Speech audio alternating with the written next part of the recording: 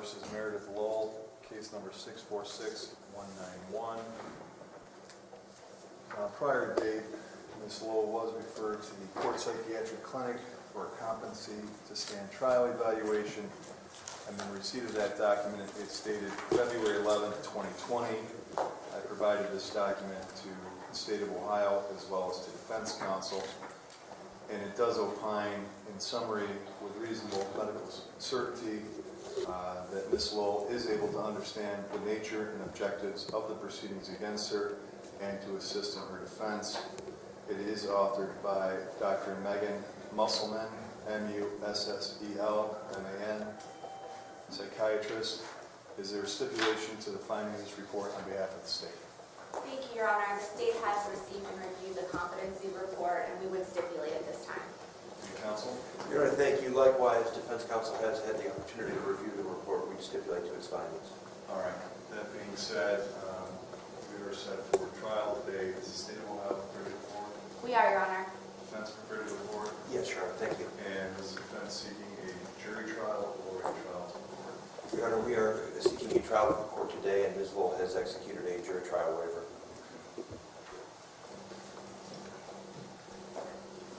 Ms. Lowell, I am in receipt of a document entitled Defendant's Waiver of Jury Trial, and it states as follows. I, Meredith Lowell, the defendant in this cause, hereby voluntarily waive and relinquish my right to a trial by jury and elect to be tried by a judge of this Court of Common Pleas. I understand that I have a right under the Constitution and laws of both the United States and the state of Ohio to a trial by a jury of 12, and that no verdict could be made by a jury except by agreement of all 12 members of that jury. I further state that no threats or promises have been made to induce me to waive this right, and that I am not under the influence of any drugs, alcohol, or medication that would affect my decision. I did call for a signature. Ma'am, did you sign this document? Yes, I did. Did you go over this form with your attorney? Yes, Your Honor. And did he answer all of your questions?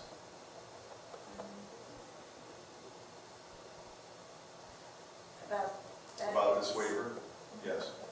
And what is the highest level of education you have achieved in school?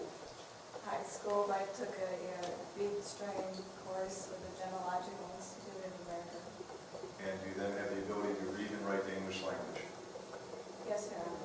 Did anybody promise you in any way or threaten you in any way to get you to sign this form? No, they did not. You did it of your own free will. Yes, Your Honor. And counsel, did you go over this form with your client? Yes, Your Honor, I did. Do you believe she executed this waiver knowingly, intelligently, and voluntarily? I did. And did he call for your signature, or did you sign it where it did so? I did, yes, sir. Is the state satisfied? Yes, Your Honor. All right, I'm satisfied as well. I will accept the waiver of jury trial. Prior to commencing trial, we have to have this documented in the clerk's office, so we'll take a brief recess. We'll get this filed, and then we'll come back and begin trial. Any other matters prior to the break? No, Your Honor. No, thank you, Your All right, Honor. we'll be back on the record in just about 5 minutes. All right, we're adjourned.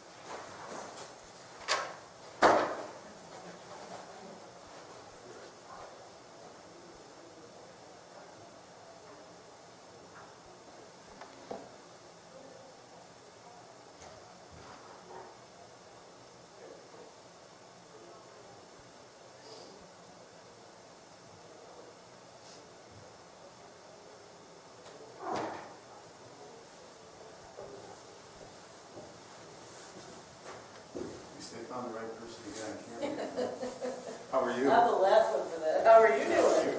Good to see you. Good to see you, honey.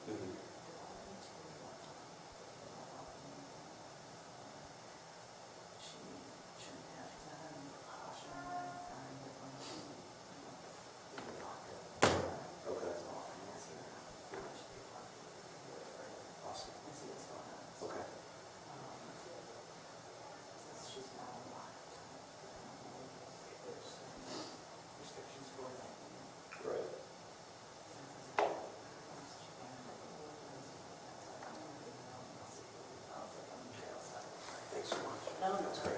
Thank you for telling me. Sure. Okay. So, I'm glad I mentioned it. Yeah.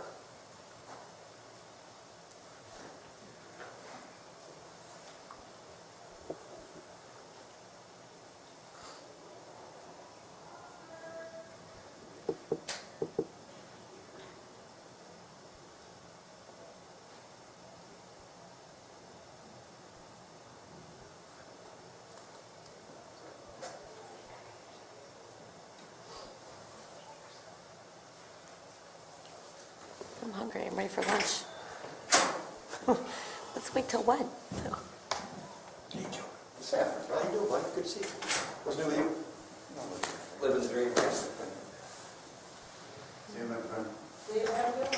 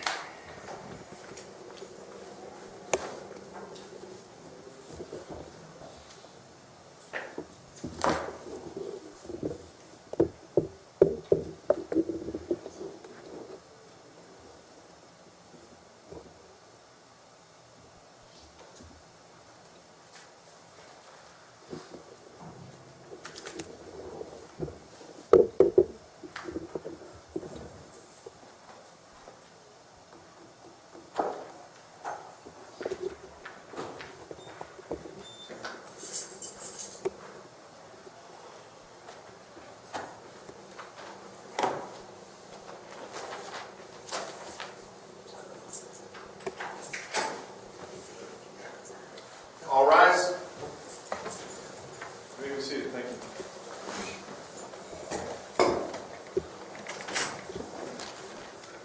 All right, the court is in receipt of a filed waiver, and we can commence the trial. Is the state of Ohio prepared to go forward? Yes, Your Honor. Is the defense prepared to go forward? Yes, Your Honor, we are. And just for the record, the defense had previously filed some motions. Why don't you spread on the record what the defense position is? Your Honor, thank you very much. May it please the court. We have, as the court indicated, we did file a motion seeking a competency evaluation, which was done and completed. We've stipulated to the findings in that report.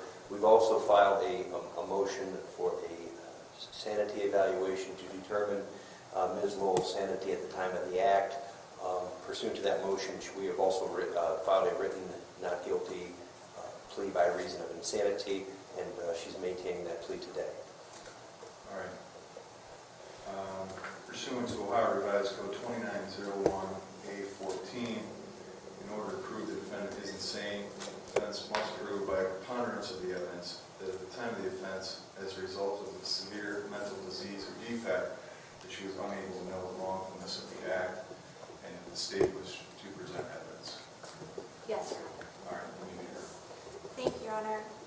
This is an incident that took place on November 20th of 2019. Noteworthy because that was the same day as Ms. Lowell's previous not guilty by reason of insanity trial in her former case. This incident took place at roughly 5:18 in the afternoon at the Fairmont Presbyterian Church located at 2757 Fairmont Boulevard in Cleveland Heights, Ohio, which is in Cuyahoga County, Your Honor. At that time, officers responded to the church for calls and reports of a stabbing. Ms. Lowell had entered the church and stabbed the victim, Aubrey Villar, inside the main hall of the church with a yellow kitchen knife. The motive is believed to be Ms. Villar's boots that she had on and what Ms. Lowell perceived to be animal fur boots. On scene, Ms. Lowell was restrained after the stabbing and held by Good Samaritans until police arrived. Ms. Villar was transported by ambulance to University Hospital. The state is in receipt of her medical records in this case, which have been shared with defense counsel. This incident occurred while children were present and waiting for choir practice in the church. Ms. Villar was babysitting and had been dropping off children for choir practice that day. Witnesses were on scene and reported seeing Ms. Lowell walk into the church, walk up to Ms. Villar and stab her. Witnesses at the time did not realize that Ms. Villar had been stabbed until they did see blood and witnessed Ms. Lowell holding the knife. Ms. Villar was stabbed 3 times, twice in her left arm, the forearm and the upper arm, and once in the abdomen, in the left abdomen, and required surgery and has had some serious injuries in what is her dominant arm, Your Honor. As stated, Ms. Villar was taken to University Hospital. The knife was found on scene in possession of Ms. Lowell. The surgery that Ms. Villar required was for her arm, again her dominant arm, and she was in a cast from her fingers to her armpits.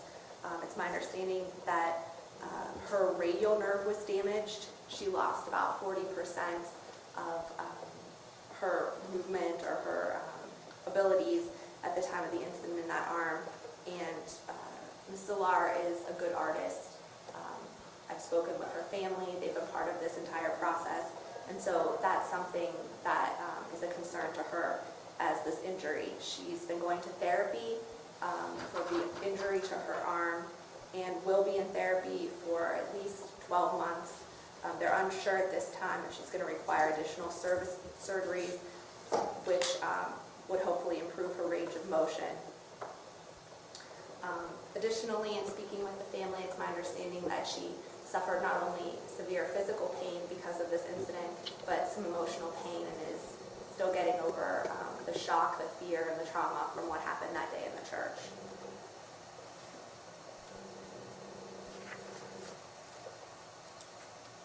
Your Honor, Ms. Lowell was caught on scene. All of the things that I have relayed as part of the incident are detailed in the Cleveland Police Report, report number 19-05429, which I'm going to mark as State's Exhibit 1. Additionally, identity is not in question, Your Honor. Ms. Lowell was apprehended on scene holding the weapon, the knife. She has also additionally admitted to the incident. This was witnessed by not only the victim, but additional Good Samaritans, and she was picked out of the lineup by the victim, Your Honor. That will be State's Exhibit 2. When Ms. Lowell was apprehended, officers found a note detailing her beliefs on the fur industry. It's the state's belief that this is motivation for the incident, this incident and prior incidents. I'm going to mark that as State's Exhibit 3, Your Honor. Further, the court has referenced a sanity report which was requested by defense. I'm going to mark that as State's Exhibit 4, Your Honor. And in reference to the sanity report, I believe that goes to show how Ms. Lowell came to be in possession of the weapon used, the knife in question, on the date of the incident. It shows that she was, in fact, targeting a person who she believed to be wearing fur, Your Honor. And in her account of in her evaluation, by her own account of the offense, she told the evaluator that she was looking to stab someone multiple times and had the intent to kill the person, that being Ms. Szilard in this case. And she admits that she did stab Ms. Szilard multiple times and that bystanders ended up pinning her to the floor and questioning her after that incident. So again, Your Honor, I would mark that as State's Exhibit 4. The state is anticipating stipulations to all 4 of our exhibits, Your Honor. I believe that after review of all of the exhibits and after receiving the stipulations, that the state will have proved that Ms. Lowell did attempt and actually did, in fact, cause harm to Ms. Szilard in this case, and was intending to cause her death, Your Honor. Serious harm was inflicted on Ms. Szilard, again requiring surgery on her arm and for her injuries to, again, 2 places in her arm and her abdomen. That she did so by means of a deadly weapon, in this case a knife, that again was found on Ms. Lowell on scene. That she was trespassing in the Presbyterian church when the incident occurred, and she was there for the purposes of assaulting and attempting to murder Ms. Szilard. Again, she did so with a deadly weapon.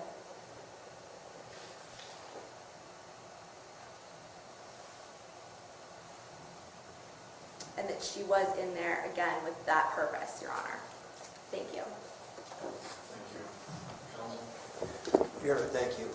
I will take a quick look at the exhibits, but I do anticipate we will stipulate to the exhibits that prosecutors outlined with respect to the factual information set forth in those exhibits and as related by the prosecutor of the court. We would stipulate to those findings and those factual allegations solely as they relate to the elements charged in the offenses outlined in the indictment in this case.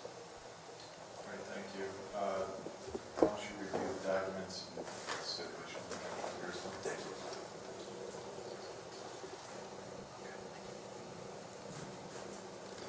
So.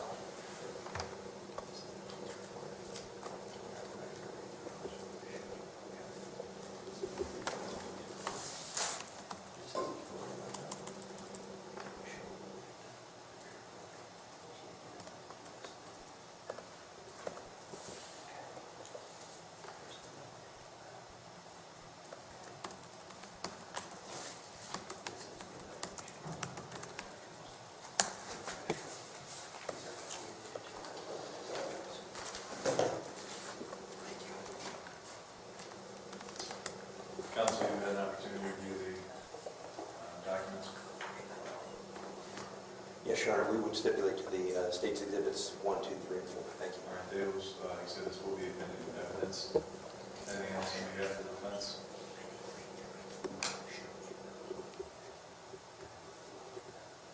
Sorry, Your Honor. Anything else on behalf of the defense? Your Honor, I would just note that with respect to State's Exhibit 4, Your Honor, would you like me to talk about the sanity finding, or the sanity finding at this point? Your Honor, I would note that the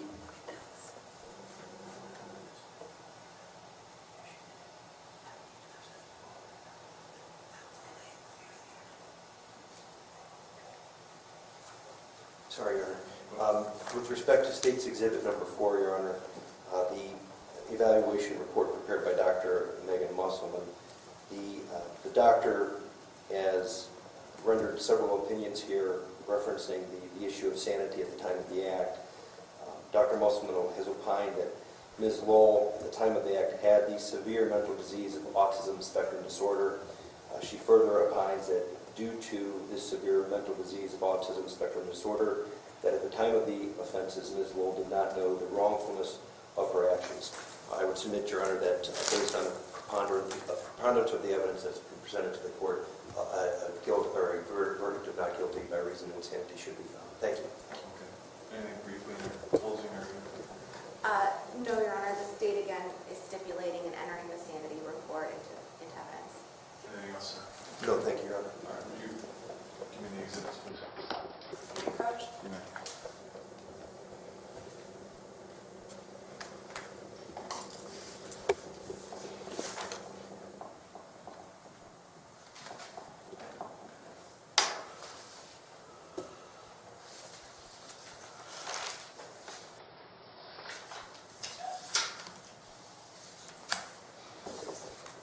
All right, the court is in receipt of State's Exhibit 1, 2, 3, and 4.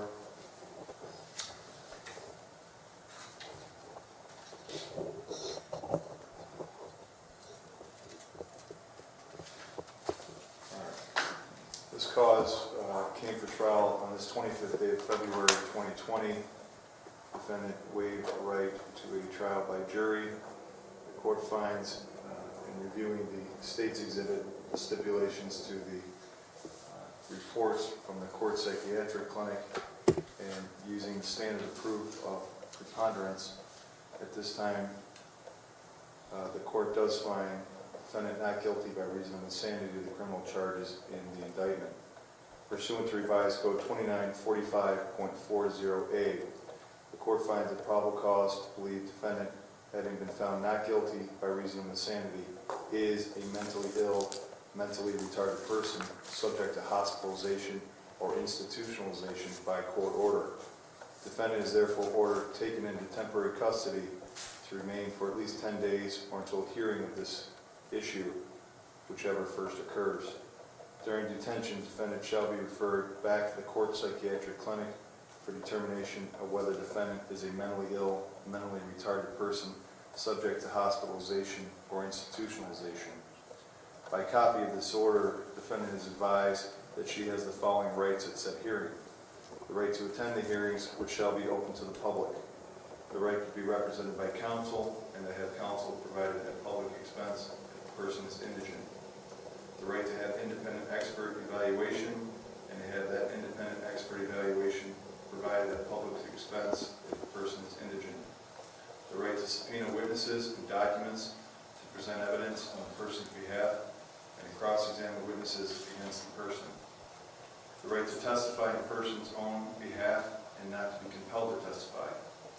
The right to have copies of any relevant medical or mental health documents in the custody of the state or any place of commitment other than a document for which the court finds that the release to the person of information contained in the document would create a substantial risk of harm to any persons. The court shall make and maintain a full transcript and record of the hearings proceedings. So ordered. You will be remanded. Counsel will approach from all.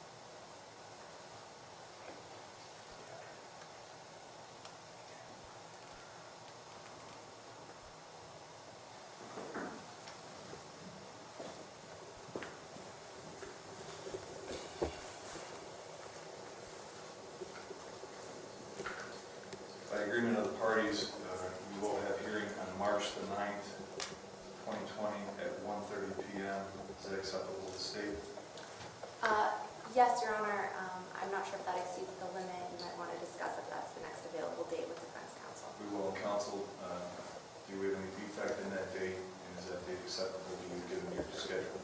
We do waive any defects, Your Honor, and that date is acceptable, and in fact, that'll give us some time to prepare for that hearing. Thank you. All right. We'll set it then for March 9th at 1:30, and ma'am, you are remanded. We're adjourned. Thank you.